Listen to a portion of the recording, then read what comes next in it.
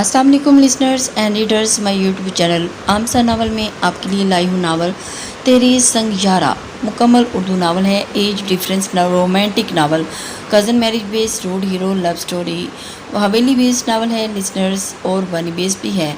आज के एपिसोड बहुत ही इंटरेस्टिंग और रोमांटिक होने जा रही है। वीडियो को एंड तक ज़रूर देखिएगा। हमारे वीडियो को लाइक और शेयर ज़रूर कर दीजिएगा। जी तो बढ़ते हैं आज के एपिसोड की जानिब। बहुत उससे मिल जाता तो वो दोनों ही अजमीर खानज़ादा के खिलाफ होते। यूँ अजलान शाह कभी कभी अजमीर के साथ खड़े ना होते तो मजबूरन उन्हें ये सीट छोड़ना पड़ती। जब वो साइड पर हो जाते तो उबैद कहाँ वो सीट लड़ रहा था। अरमान ने हारिस की तरफ देखा तो उसे ही देख रहा था। अरमान उसे सारी कहानी बताई तो मुझे लगता है तुमने ये अच्छा नहीं किया। आसपास के लोगों से पूछगिछ की।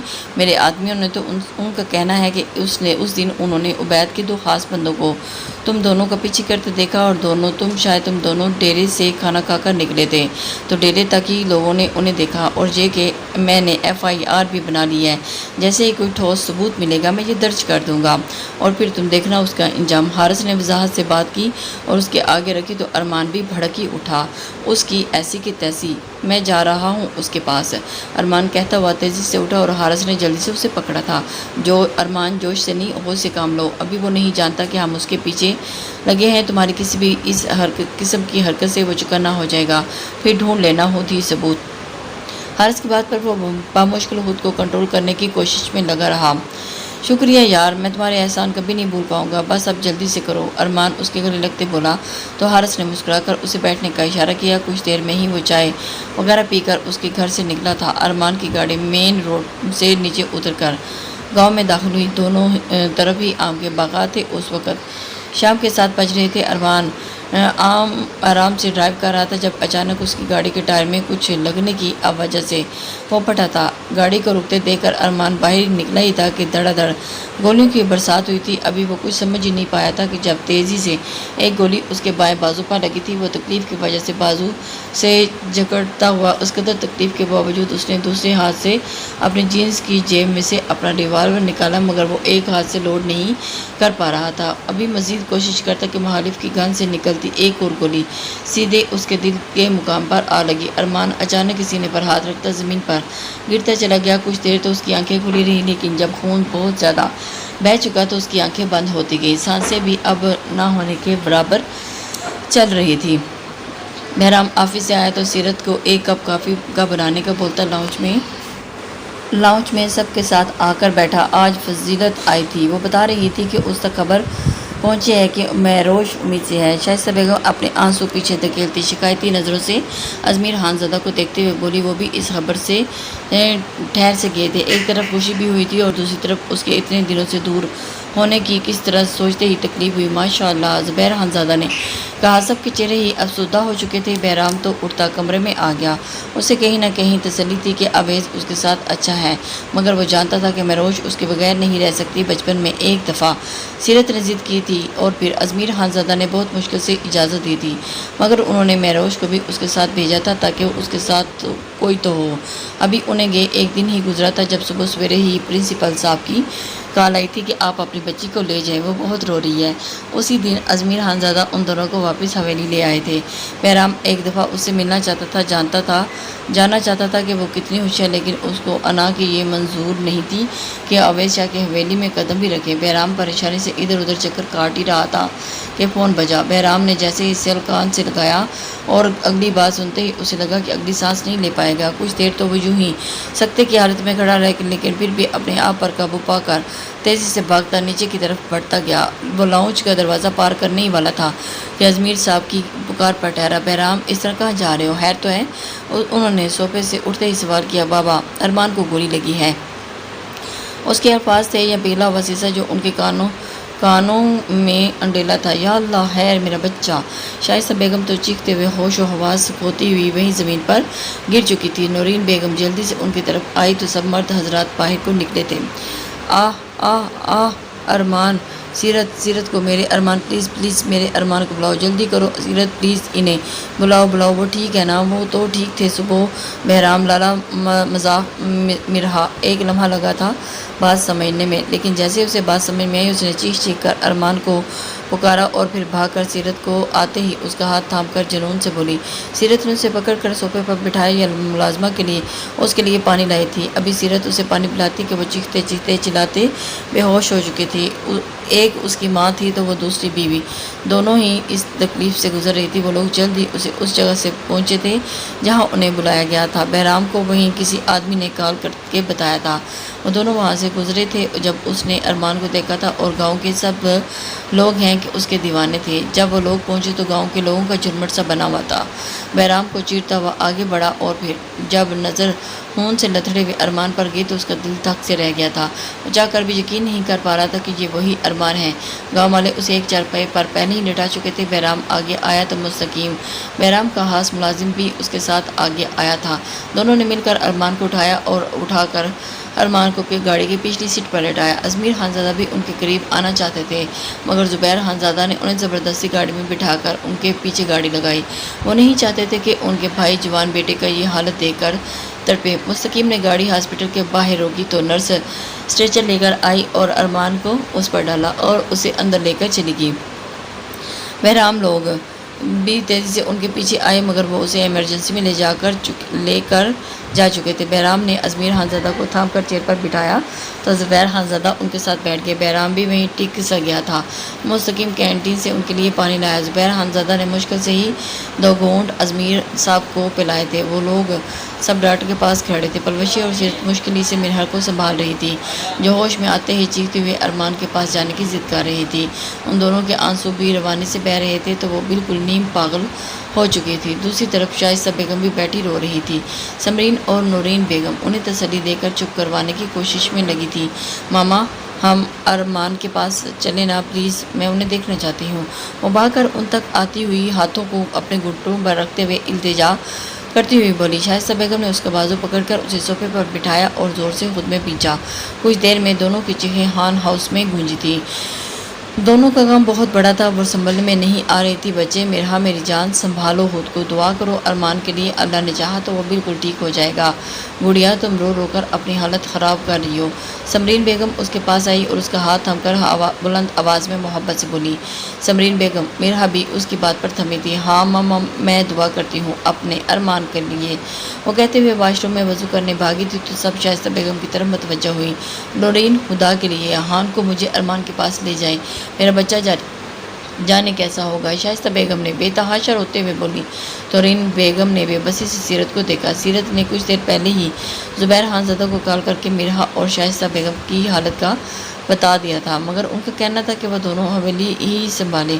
بھابی پوچھا ہے سیرت نے اپنے بابا سے مگر وہ ان سب نے سختی سے منع کیا ہے کہ ڈرائیور کے ساتھ جانے کی اجازت نہیں ہے ورنہ آپ اس کے ساتھ چلی جاتی۔ نورین بیگم ان کے پاس بیٹھ کر ان کی طرف دیکھتے ہوئے بولی۔ شائستہ مرحا نے بھی تو خود کو سنبھالا ہے نا، تم بھی سنبھالو خود کو، آؤ ہم سب ارمان کے لیے دعا کرتے ہیں، اسے اس وقت ہمارے آنسوؤں کی نہیں ہماری دعاؤں کی ضرورت ہے۔ سمرین بیگم نے نرمی سے انہیں سمجھایا تو سیرت انہیں تھام کر اوپر لے گئی۔ ماما ارمان لالا ٹھیک تو ہو جائیں گے نا؟ پلوشے آنکھوں میں آنسو لیے بولی تو سمرین بیگم نے اسے سینے سے لگایا۔ ہاں بچے انشاءاللہ وہ جلدی ٹھیک ہو جائیں گے۔ انہیں محبت سے آنسو صاف کرتے ہوئے کہا تو وہ تینوں اوپر آئی تھی۔ آپ کے دماغ میں کوئی نام ہے جو یہ کام کر سکے؟ علی خان زدہ سوالیہ نظروں سے ان سب کو دیکھتے ہوئے کہا۔ سب ہی نفی میں سر ہلایا تھا۔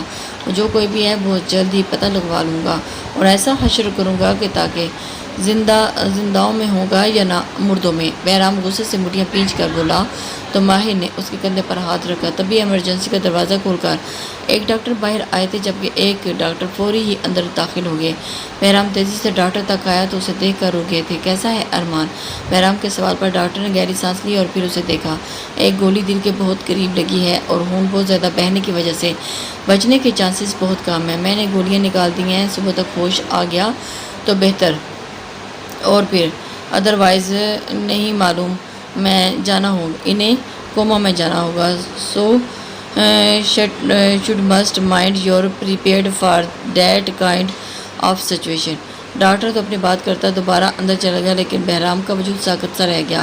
سب انہیں یوں ہی بغیر کسی حرکت کے کھڑا دیکھ کر پریشان ہو گئے۔ کیا کہا ڈاکٹر نے؟ زبیر خانزادہ کے سوال پر اس نے بے بسی سے ان کی طرف دیکھا۔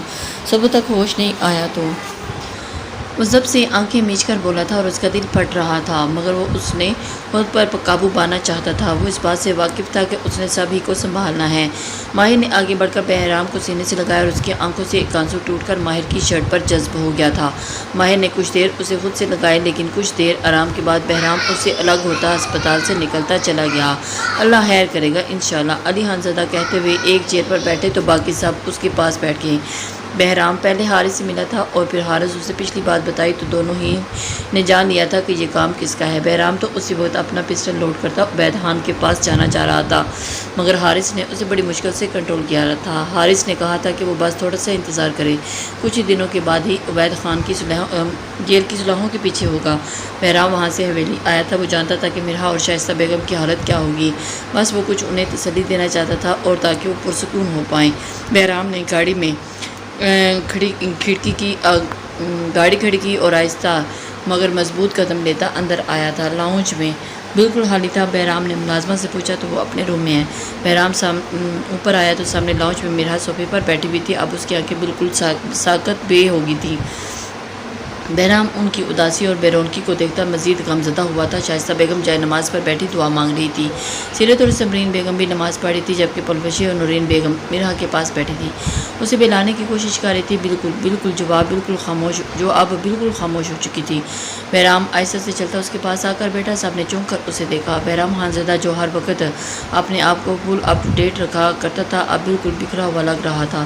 بال ماتھے پر بکھرے ہوئے تھے اور آنکھیں سرخ ہو چکی تھی۔ لالا آپ کیسے ہیں؟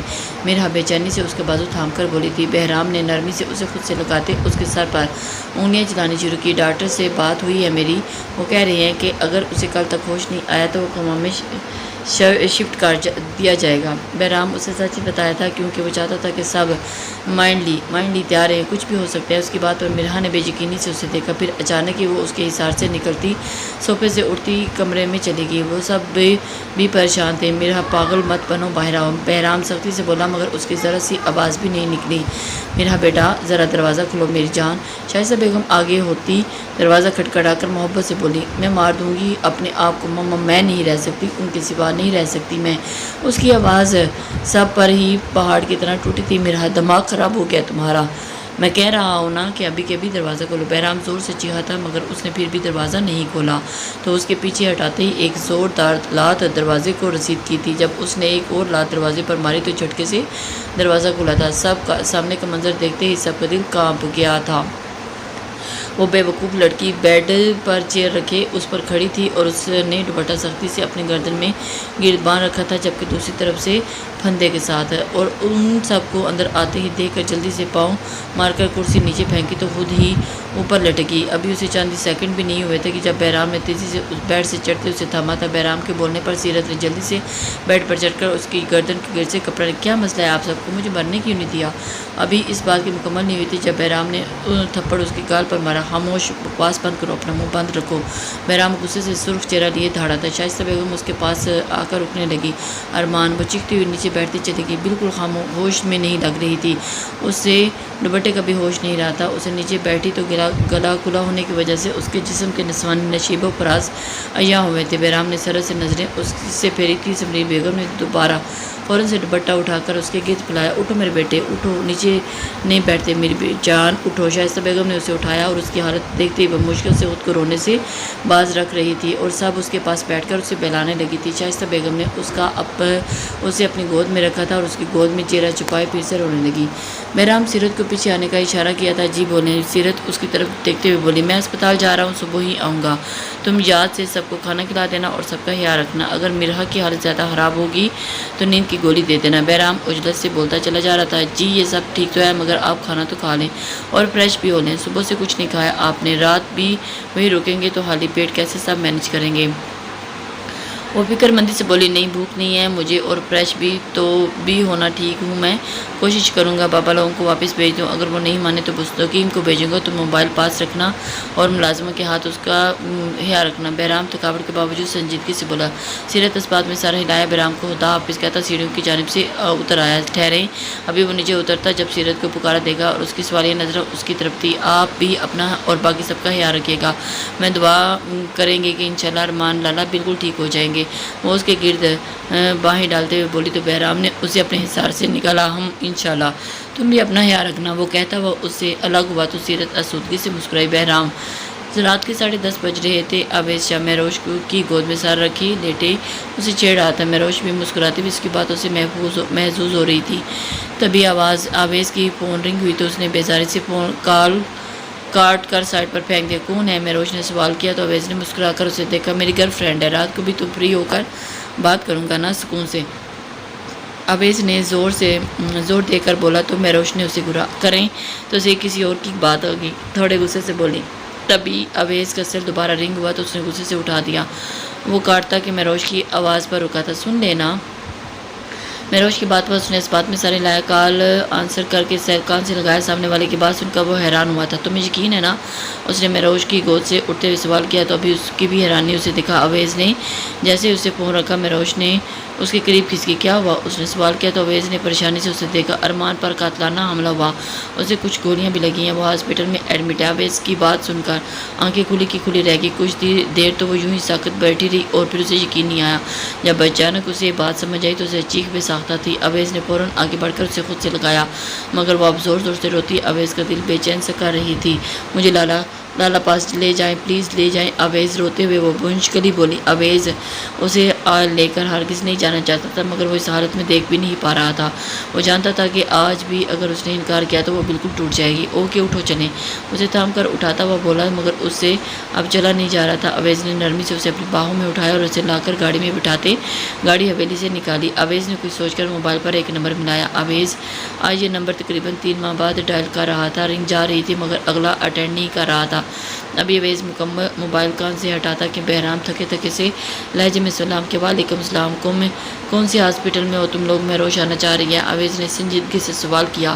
مہروش نے روتے ہوئے اسے دیکھا۔ اسپتال میں ہم تم آنا چاہو تو آ جاؤ لیکن مہروش کو حویلی چھوڑ دینا اور تم وہیں ہیں۔ بہرام نے بغیر کسی حیرت سے سنجیدگی سے کہا تو اویس نے ٹھیک کہتے ہوئے فون کاٹا۔ اویس نے گاڑی حویلی کی طرف پر روکی اور مہروش نے اسے دیکھا۔ آپ نہیں آئیں گے اندر؟ اس نے سوال پر اویس سے نفی میں سر ہلا دیا۔ نہیں، میں ہسپتال جا رہا ہوں، رات کو واپسی پر تمہیں پک کر لوں گا۔ اویس سنجیدگی سے بولا تو مہروش نے دکھ سے اسے دیکھا۔ مگر میں ابھی کیسے؟ مطلب آج رات میں یہیں رک جاؤں؟ سب بہت دکھی ہوں گے۔ وہ نظریں جھکا کر بولی ہی تھی تب آنکھیں ابھی بھی آنسو سے تار تھی۔ نو پرابلم، تم رک جاؤ یہیں لیکن مہروش اپنا خیال رکھنا، بالکل بھی طبیعت خراب نہیں کرنا۔ اویس اس کی گال پر ہاتھ رکھتے ہوئے پیار سے سمجھایا تو وہ بھی اسے خدا حافظ بولتی باہر نکلی۔ مہروش آج اتنے دنوں کے بعد اس جگہ واپس آئی تھی۔ اس کی تو آنکھیں اپنی حویلی دیکھنے کو ترس ہی گئی تھیں۔ وہ آنکھیں صاف کرتی گیٹ پار کرتی اندر ہوئی تو لون پار کر کے دروازہ کھول کر لاؤنج میں داخل ہوئی جہاں میرہا اور پلوشے کے علاوہ تمام عورتیں ہی موجود تھیں۔ اس کی نظر جب شائستہ بیگم پر گئی تو اس کی آنکھیں برس ہی اٹھی تھیں۔ ماں ماں، اس کی پکار پر اس سب نے مڑ کر اسے دیکھا اور سب کے چہرے پر حیرت، بے یقینی، غم اور خوشی جیسے ملے جلے تاثرات تھے۔ وہ بھاگ کر شائستہ بیگم کے پاس آتے ہی ان کے سینے سے لگی تھی۔ وہ بچوں کی طرح پھوٹ پڑ کر روئی تھی۔ میرا بچہ، میری جان کا ٹکڑا، ماما کی جان۔ ماما نے بہت یاد کیا اپنی گڑیا کو۔ شائستہ بیگم دیوانگی سے اس کے چہرے اور سر پر پیار کرتی محبت سے بولی جبکہ کب سے رکے آنسو پھر سے بہنے لگے۔ کچھ دیر ان کے پاس بیٹھے رہنے کے بعد وہ اٹھ کر باقی سب سے ملی تھی۔ سب نے ہی اسے پیار دیا تھا۔ میرا کہاں ہے؟ وہ اسے نہ پا کر سوال کرنے لگی تو سیرت نے اس کی ساری حالت بتائی۔ مہروش بھی فکر مند ہوئی۔ میں نے سنا ہے میری گڑیا امید سے آئی۔ شائستہ بیگم سارے غم ایک طرف رکھتی محبت سے بولی تو وہ دکھ کی جی میں۔ وہ نظریں جھکائے بولی ہی تھی تو ماشاءاللہ بولا تھا۔ اویس شاہ، اس کے گھر والوں کا کیسا رویہ ہے تمہارے ساتھ؟ سمرین بیگم کے سوال پر وہ ہلکا سا مسکرائی تھی۔ وہ سب بہت اچھے ہیں، آپ لوگوں کو بھی بتا بھی نہیں سکتی۔ مہروش کی بات سن کر سب کو اطمینان ہوا تھا۔ اللہ کا شکر ہے، نورین بیگم نے کہا۔ لالا کیسے ہیں؟ کچھ پتہ چلا آپ کو؟ اس کے سوال پر سب خاموش ہو گئی۔ ابھی تو حالت کریٹیکل ہے ان کی مگر تم پریشان مت ہو، انشاءاللہ وہ ٹھیک ہو جائیں گی۔ سیرت نے اسے بتایا تو اس کی آنکھیں بھیگی۔ میرہا اور پلوشے کی طرح اسے اچانک ان دونوں کا خیال آیا تو اس نے سوال کیا۔ میرہا کیا خراب ہے؟ اسے گولی دے کر سلایا ہے اور پلوشی بھی اس کے پاس بیٹھی ہے۔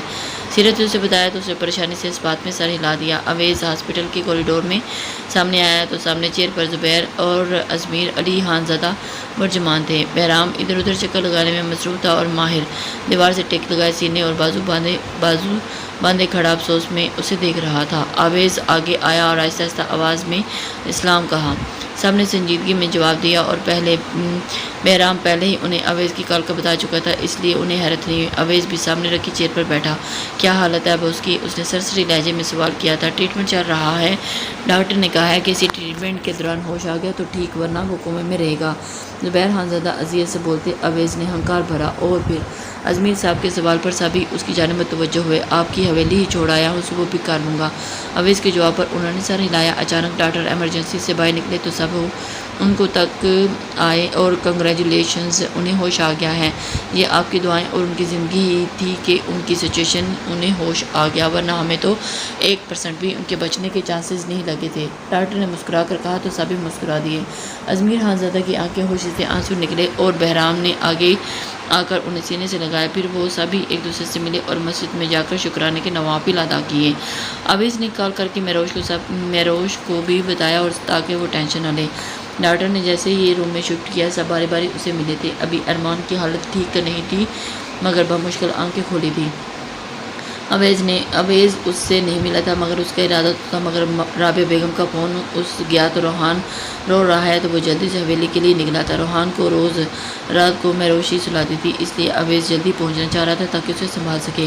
بہرام نے ڈاکٹر کو زبردستی آمادہ کیا کہ وہ لوگ ارمان کو کل گھر لے جائیں گے۔ ڈاکٹر کا کہنا تھا کہ ابھی ٹریٹمنٹ کی ضرورت ہے مگر بہرام نے ایک نرس ہائر کر لی تھی تو ابھی ڈاکٹر بھی اسے کچھ ضروری باتیں سمجھانے مان گئے تھے۔ صبح سے مرحا پاگلوں کی طرح لاؤنج میں چکر لگا رہی تھی کیونکہ بہرام کی کال آئی ہوئی تھی۔ وہ لوگ ارمان کو لے کر ہسپتال سے نکل رہے تھے۔ اس وقت سب ہی صوفے پر بیٹھی اس کی دیوانگی دیکھ رہی تھی۔ سب نے اسے کئی دفعہ کہا تھا کہ بیٹھ جاؤ آ جائے گا مگر وہ کسی کی نہیں سن رہی تھی۔ اس نے اس وقت بلیک کلر کا 3 پیس ڈریس پہن رکھا تھا جس پر وہ بہت خوبصورت پنک اور گرین پرنٹ بنا ہوا تھا۔ رونے کی وجہ سے اس کی آنکھیں سجی ہوئی تھی جبکہ کالے دوپٹے میں گوری رنگ چاند کی طرح چمک رہی تھی۔ جیسے ہی گیٹ سے گاڑی کی آواز آئی تو وہ فوراً باہر کی طرف آئے۔ باقی سب بھی تیزی سے باہر آئیں۔ ایک گاڑی مستقیم ڈرائیو کر رہا تھا جبکہ جس میں بہرام اور ماہر اور ارمان تھے، اور دوسری زبیر خانزادہ ڈرائیو کر رہے تھے جس میں ان کے ساتھ علی اور ازمیر خانزادہ تھے۔ مستقیم ان سب کو دیکھتا نظریں جھکا گیا تھا اور گاڑی وہیں پارک کرتا اتر کر مردانہ خانے کی طرف بڑھا تھا۔ بہرام اور ماہر گاڑی اترتے مرحا جلدی سے گاڑی کے پاس گئی مگر ارمان کا زرد چہرہ دیکھتے ہوئے وہ ہمت کرتی آنسو پیچھے کی طرف دھکیلنے لگی۔ بہرام اور ماہر نے ارمان کو سہارا دے کر گاڑی سے باہر نکلا تھا اور اس کی اسٹیچز ابھی کچی تھی، وہ کھول سکتی تھی اس لیے انہیں مضبوطی سے تھام رکھا تھا۔ خون زیادہ ضائع ہونے کی وجہ سے اب ارمان کمزوری کے باعث چل نہیں پا رہا تھا۔ مرحا کی اس کی یہ حالت دیکھی نہیں جا سکتی تھی، کسی کی نظر اس پر نہیں گئی تھی۔ سب ہی ارمان کے پیچھے اندر چلے گئے۔ ازمیر خانزادہ کی نظر اس پر گئی تو وہ بھاری قدم اٹھاتے اس تک آئے۔